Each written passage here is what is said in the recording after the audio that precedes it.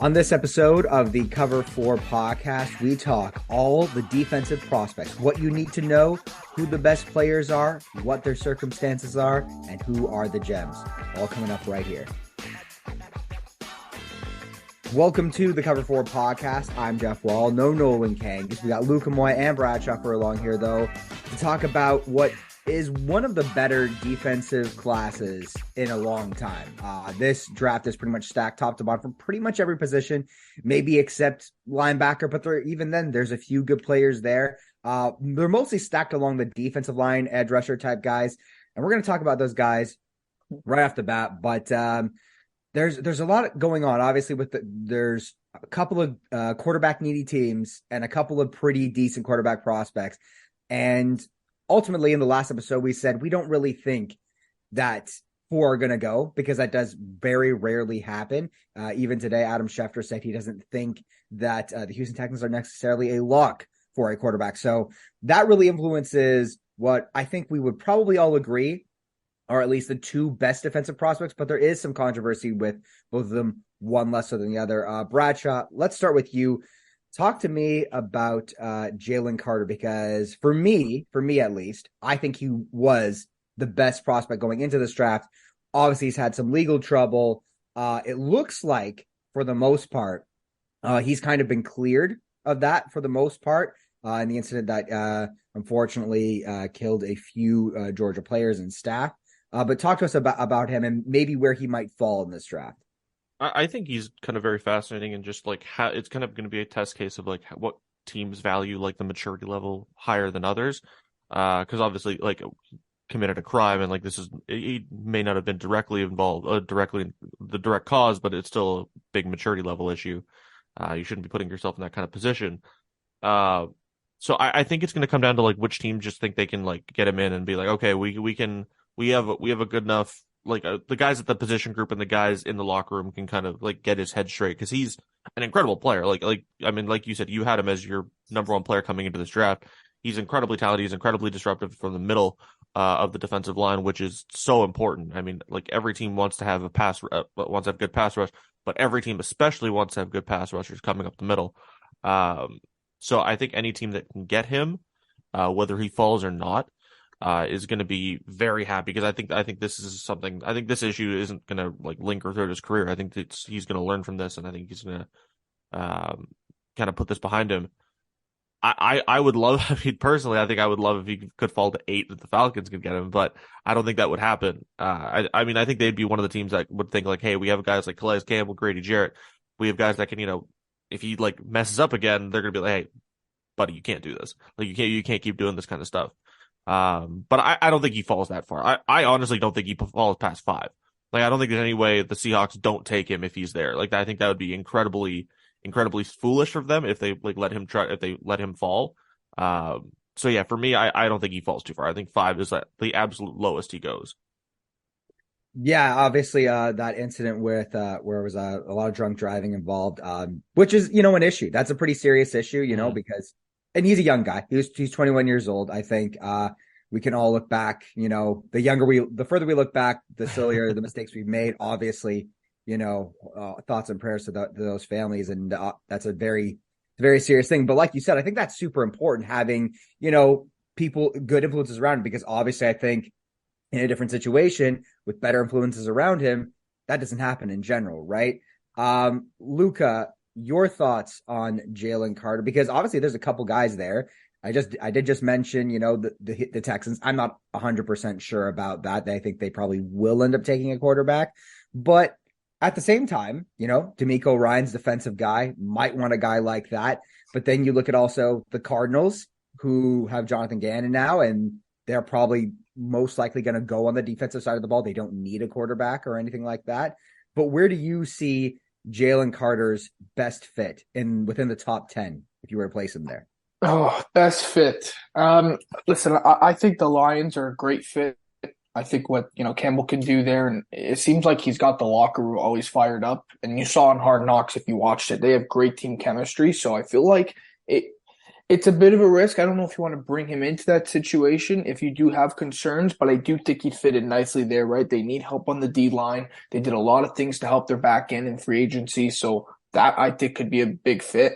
And then, of course, there's always Seattle, right? Pete Carroll does great things with defensive prospects, right? He got Woolen late. Brad, again, your favorite prospect coming in, steal, right? So they do a lot of great things, I feel like, the Seahawks when it comes to drafting defensive players. So those right now are the two fits, and it's actually a realistic spot. I think if it weren't for all these concerns, we'd be having a serious conversation if he would be going ahead of the guy we're going to talk about in a minute, Will Anderson, because they were neck and neck right there. It's either do you want an interior pass rusher, a run stopper, everything, or do you want a guy on the edge? That's really all it comes down to. It's a need on what team is there.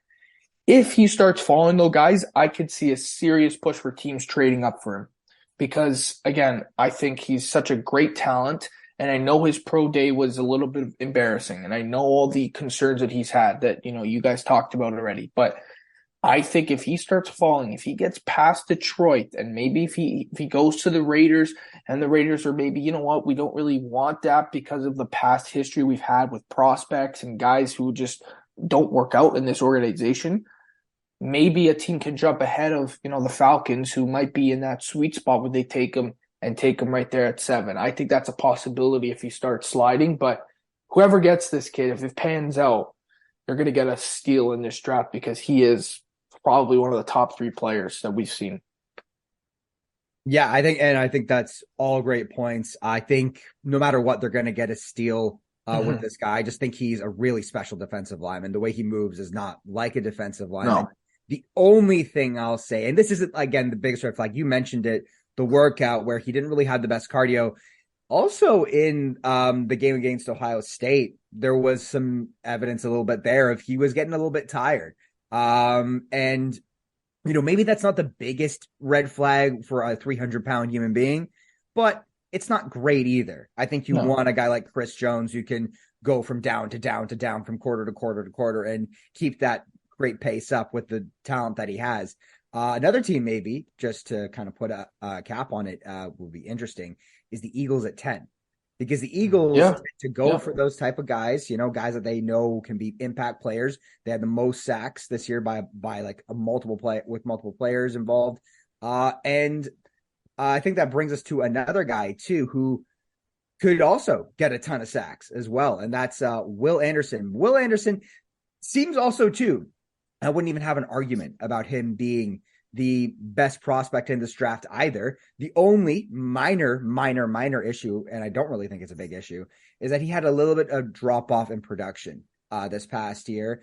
But Luca, I'll stick with you. Will Anderson, how high should he go in this draft? Like, do you think, like, if all things being equal, should he be like the number 2 pick, the number 3 pick, 4 pick, whatever? Is he that good? Is he cannot miss? I think quarterback's always going to go high. I think we all know that. But when it comes to the next player on the board that isn't a quarterback, I think he's got to be the number 1 player in this draft. He can play with his hand in the dirt and he can play standing up. He's explosive. He's bendy. He does everything that you want. And he comes from a great program. So all of those things line up. And I'll tell you, if Nick Saban says he's a good player, I think I'll believe him. And so Will Anderson is a great prospect. We've been talking about him, ever since last year when we knew he was going to be eligible. And yes, you could say his production dropped a little bit, but that doesn't bother me at all because he was so great that it was, it's really hard to keep that up. And still his drop off is still better than 95% of college players anyway. So that's why I think Will Anderson is a can't miss guy. I think if the Cardinals are at 3, we've talked about it. If quarterbacks start to fall, they can even trade back and still get a guy like that because of how high in demand the quarterback position is. So if Will Anderson goes past 3, if it is the Cardinals, if it's someone else, he is, I think, the best prospect in this draft. We saw when Burrow was coming out, people were like, yeah, Burrow is great, but Chase Young is still the best prospect in this draft. It's a similar situation here with Will Anderson. Even with those top 2 quarterbacks, people are talking about him, and I think the best prospect in this draft as well. So he's a great talent, and whatever team he's going to go to, I hate putting pressure on rookies, saying they got to make an instant impact, but he could be an instant impact rookie because he's that good. Yeah, I agree with all that. I think he could be an instant impact rookie. The only thing The only minor thing, and this, okay, this is another dumb thing that happens in the draft process, and I'm a victim of it right now, is that sometimes when some guys come from certain schools with certain pedigrees, especially a pedigree like Alabama, one thing I have noticed, and this isn't the case with all of them, certainly not all the time, but I think a lot of the guys on the trenches, especially like pass rushers, they tend to have like sort of not the greatest ceiling. Like, I just think we've kind of noticed that a little bit. Like, they tend to be very low floor guys, and it's weird to think of that as a guy that's going in the top 10. But Bradshaw, can you debunk that for me? Is Will Anderson a guy that should have like a really high ceiling, that we should expect him to be like an all pro for years to come?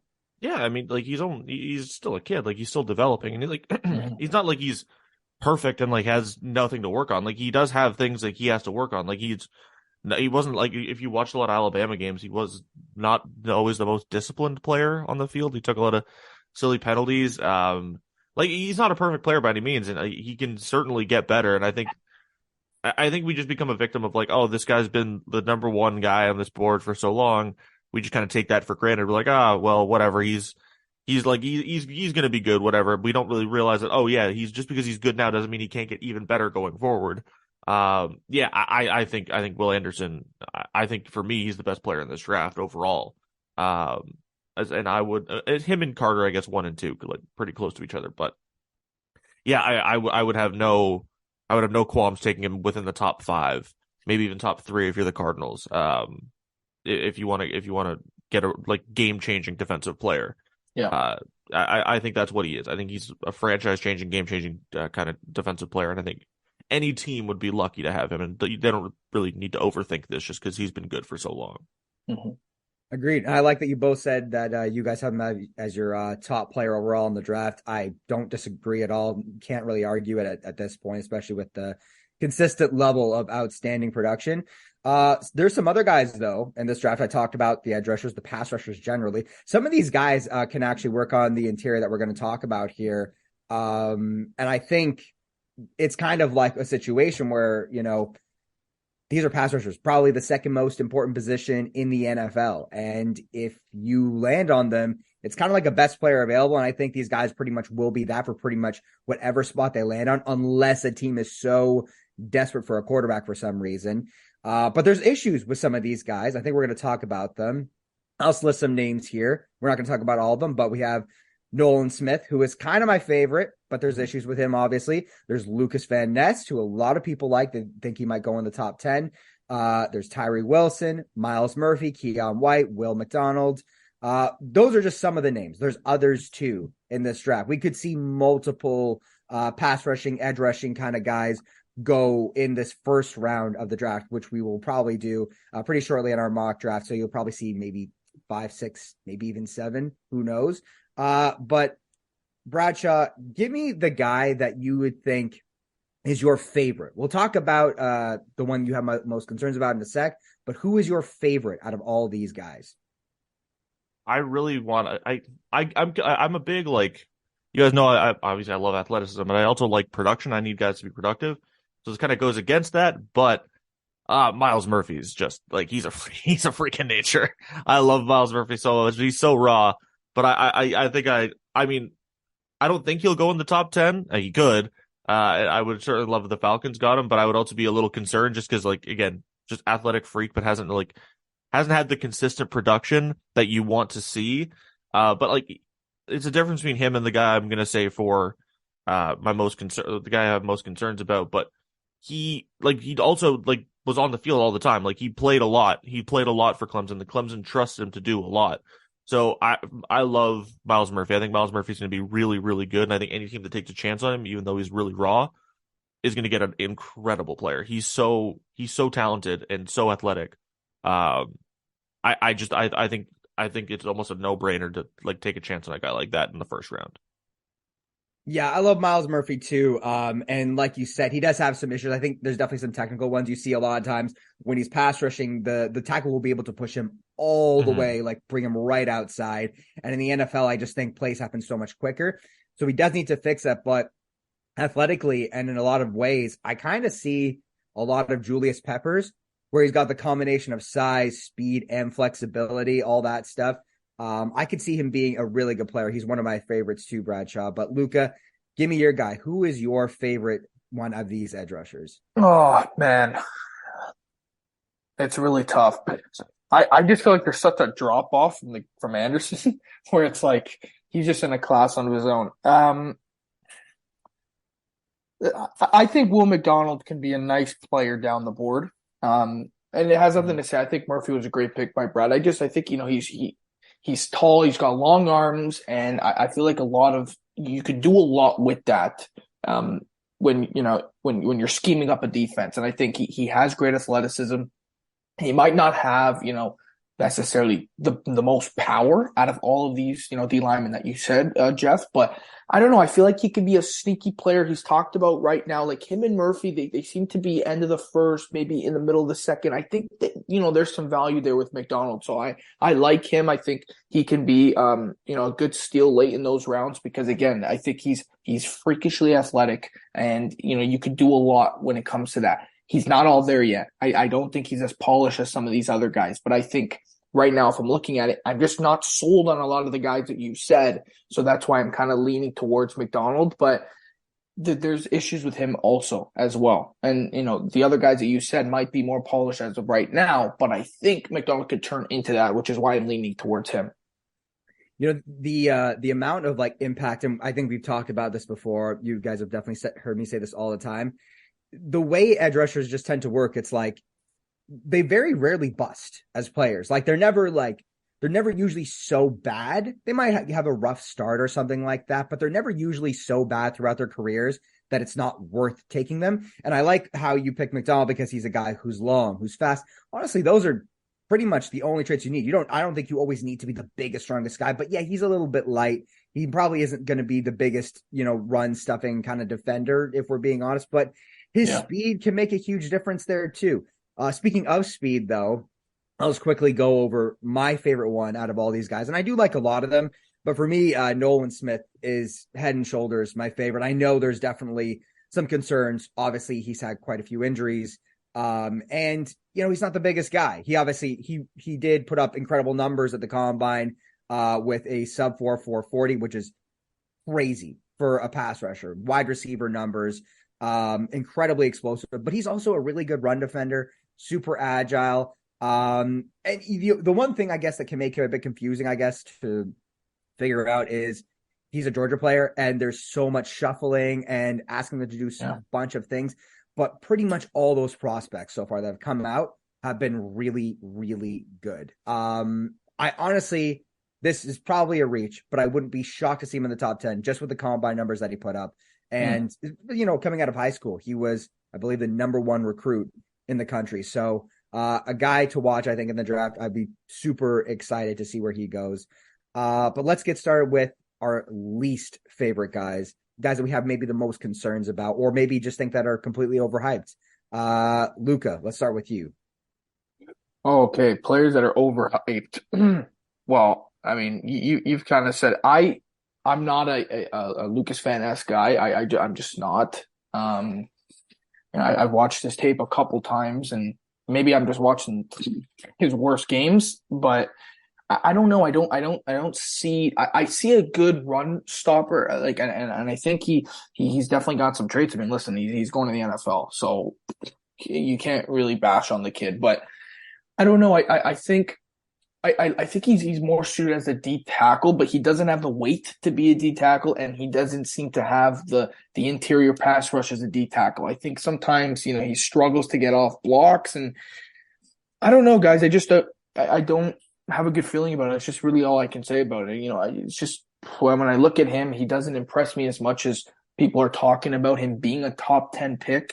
I probably wouldn't. I think Myles Murphy, like Brad said, is a better prospect. And, Van Ness has talked about going higher than him. So I know Iowa wasn't the greatest team, and, they struggled a lot, last year, and he was definitely one of the bright spots in that team. But again, I'm not sold on him being that top 10 player. I think he's a second rounder, and, I think a team will make a mistake. I'm not trying to, go on him. I just think the value of where he's going to get picked shouldn't be necessarily his range. That's all I'm saying. I think he'll be a good player, but I just don't like him on the edge and stuff like that. So that's one of my players that are a bit concerning for me.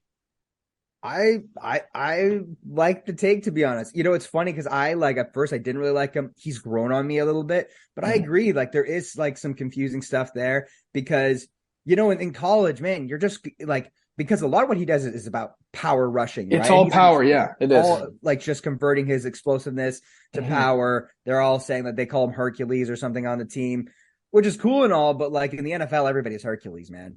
Everybody's a monster there. So like I don't know that you're going to be pushing guys around the same way you're doing it in college. And you're right. I feel like he might not be the absolute best edge prospect either. I think him going in the top 10 to me was not bad, but a little bit of a reach. I've always thought that was a little bit nuts. Like the hype with him skyrocketed like crazy. So yeah, I think those are all really, really good points. Bradshaw, is there anybody that you have a lot of concerns about going in? I don't want to rip on the guy. It's Lucas Van Ness. Okay. There we go, Brad. All three. Okay, tell us. Like I was concerned that he didn't start any games. He didn't. He came off the bench for basically the entire time at Iowa. He's really athletic. Like that is the thing. He is really athletic. He competes really, really hard, and like that's something you like. I've said, like, you've heard people say this before, and I agree. I'd rather have to coach a guy to like calm down than have to coach a guy to like, okay, play harder. You got to get more into it. You'd rather have a guy like too into the game and like, okay, buddy, you got to just take it down a little bit. But like that does come into play in his games. Like he plays a little too off the rails sometimes and get him out of position. He'll lose his technique sometimes. I like the passion, like the athleticism. I just think it affects him too much with his technique, and I think it's a little lazy with his technique. Miles Murphy does too. Miles Murphy tries to get by with his athleticism a little bit too much at points too. But I just think Van Ness, he's a little rigid and stiff as well. But yeah, I think I seen him mocked to the Falcons a couple times at 8. I don't like that. I don't like him inside the top 10. Top 15 might even be a little bit much. I wouldn't go second round. I would say like 20 to 32 would be, or 31, I guess, would be where I would take him. Just because I just think the athleticism is, I think Miles Murphy's more athletic. Yeah. And I think his technique's a little bit better. And I trust the production a little bit more, even though Van Ness technically did have better production. He just didn't do it consistently enough. And didn't start games, didn't play a lot of snaps on a team that wasn't as good. So I'm a little bit worried about that. I think he's still a talented player. I just wouldn't, I agree with Luca. I think he's going to be a very nice run defender. I'm concerned about his pass rushing ability, which is a concern for someone who's supposed to be a pass rusher. Exactly. Yep, I think that those are all great points. I definitely have concerns about him. I will say real quick, I do like that. I feel like that's a discussion that's not even being had about Lucas Van Ness, is that he didn't start. That's pretty crazy to have him in the top 10. But the one guy, and I will rip on him a little bit, and I know you guys don't fully agree with this, Tyree Wilson to me is another guy that I just don't get it, because like, for one, I mean, I hate ragging on a guy for this reason, but he is in kind of a weaker conference. To me, I don't really see any technique. B, I don't see any of the explosiveness that would warrant it. You can say he's long, he's tall, he's big, sure. But is he bendy? No, he looks completely rigid and stiff. Yeah, he's got production, but it's like, again, against this conference, and also too, like, again, there's just no explosiveness, right? Like in the NFL, I do think defensive linemen have to have some outstanding physical trait to win. I don't see any of that with him. I don't see any of that. I would say he's a second round, personally. I would say he's a second round. I don't. Wow. I personally don't feel like that is a stretch. Y'all will disagree with me, and I think probably in our mock draft, if we're drafting based on what we think the rumors are that NFL teams like will take him, we're probably going to take him there. But should he go there? I don't personally think so. And next, we got to talk about the DBs, the cornerbacks. There is one guy that seems to be head and shoulders above the rest, and that is Oregon's Christian Gonzalez, guy who is got all the athleticism. And really, a lot of technique. Bradshaw, you love the guy. Talk to us about Christian Gonzalez and maybe where he best fits, because I think that really does impact a lot of things with corners specifically. I think like a lot of these corners I'll just mention, a lot of them are like zone corners. which is definitely something that is kind of coming back into the NFL a lot more. But there isn't really a lot of like man guys. Is Christian Gonzalez the guy that can kind of do a little bit of everything? Yeah, I think you wouldn't be wrong to put him anywhere on your defensive back and like as a corner. You can play outside, inside.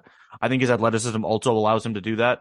Obviously he's a better man corner than his zone corner, which I think that benefits a lot of teams. I think a lot of teams would like to have better man coverage, with better man corners.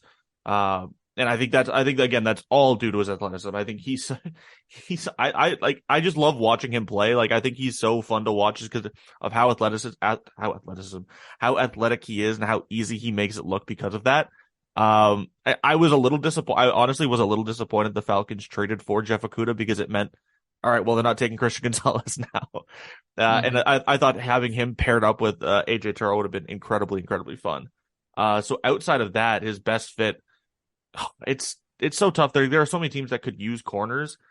I think it'd be really, if the Eagles didn't bring back Slay and Bradbury, I was really hoping he would fall to 10 and he could go to the Eagles, because I just think they do such a good job with like just coaching up their guys, and I think they really know how to use athletic players. Other than that, like, I think he can fit basically any team. I don't think there's a specific team aside from, well, it was the Falcons or the Eagles, but they both now have fits there. But I think any team could benefit from having Christian Gonzalez. I think he's right up there with like one of my favorite players in the draft. I think I does seem like that is the consensus, that he is one of people's favorites. A lot of people are putting him in the top 10, but I will note you mentioned a guy there, Jeff Okudah, who was a can't miss, shouldn't be bad. And I don't think he's necessarily been bad, but worthy of a top 10 pick. Not 100% sure. There's top three. Sorry? He was top three. He was third, yeah. 3 pick, which is pretty crazy to be traded for a 5th round pick. Again, I do think he's not nearly as bad as I think his reputation has kind of given him in the NFL. But Luca, is he a guy that you can take in the top 10? Would you be comfortable taking him in the top 10, given the fact that a lot of cornerback prospects have kind of been proven that they can be boom or bust? I think I would be. It's such a deep corner class, and I feel like once the first corner goes, you're going to see a trend. I feel like you see that in every draft. I like Gonzalez. I think he's gained a lot more traction though. It seems like over the last couple of weeks. I think Witherspoon was that guy. I know it was really close, and I think Gonzalez has kind of pushed himself away from him a little bit. Every time I watch him, he's smooth. Right, he's very sweet. He has quick hips, and that's what guys look for. And he has great ball skills. What else can you ask for, right? In a DB, and I think he tackles pretty well also. So, I would feel comfortable if I need a corner. If I'm a team, again, like the Falcons, I think that would have been good because he doesn't have to be the number one corner on a team like the Falcons, right? He doesn't have to be a number one corner. Let's just say if Philadelphia wants to do it because they got a little bit of aging cornerbacks and he can learn for a little bit. The Raiders, if he comes into a team like Vegas, he's going to have to start. He's going to have to be that impact guy, which, again, if he is that can't miss prospect, you expect guys to do that if they're in the top 10. Start, don't have to baby them a little bit. But it doesn't help if you got to be opposite of AJ Terrell, let's just say. Or if you got to be opposite, if you have Chauncey Gardner-Johnson in the back behind you, if Detroit wants to go that way, or Seattle, or whoever it is. So I think, he'll go in the top 10. I think he's a top 10 talent for sure. But corner is, again, guys, it's such a pass league. There's so many good receivers now, and I feel like every team needs at least 3 corners, right? Because that's the way that the league is going, and it has been for years now. But I think a top 10 pick isn't a reach on him at all. And this class is very deep. If you miss on Gonzalez, there's still a lot of other corners and secondary players that you can get that I think could be impactful as well. Well, that's exactly what I wanted to ask you, because you mentioned another guy, Witherspoon, who was supposed to be one of the top guys, Keely Ringo, another guy that was, I think, before the season started, possibly a number 1 prospect, considering all his size and athleticism and everything. So who do you think after Gonzalez will be the next cornerback taken in this draft?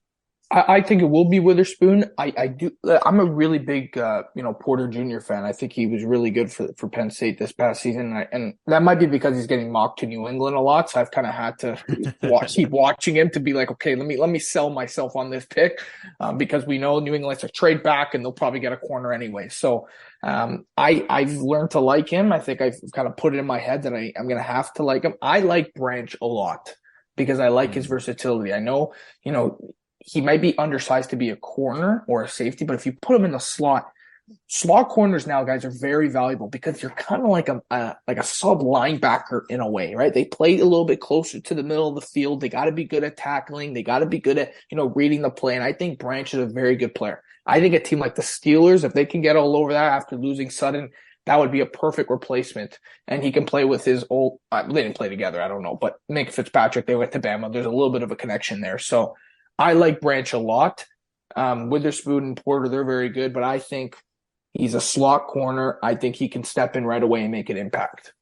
Yeah, that'd be really interesting, as we see, like you said, everybody needs 3 corners. One of them is going to be a slot, and Brian Branch is pretty much, despite being, I think, listed as a safety, has pretty much just played the nickel spot. And like you said, he's a big hitter. He might not be the biggest guy, but he really can hit guys, and that's super important because then he can just line up with tight ends, and you don't really feel like that's a mismatch. Bradshaw, what about you? What is a guy in this class you think that will probably end up being the second cornerback taken overall? It'll probably be Witherspoon. Porter has been getting some love too. I don't think he's going to go second, but I just want to give some love because he's not really a sleeper. Deonte Banks out of Maryland is just such an athletic monster, dude. Like, he's so fucking fun. I love him so. I love watching him so much. I get his name right here. Kentley Platt at MathBomb on Twitter does these relative athletic scorecards based on just comparable to where these guys are based on their position and their combine drills. There we go. Their combine drills, and it's out of 10.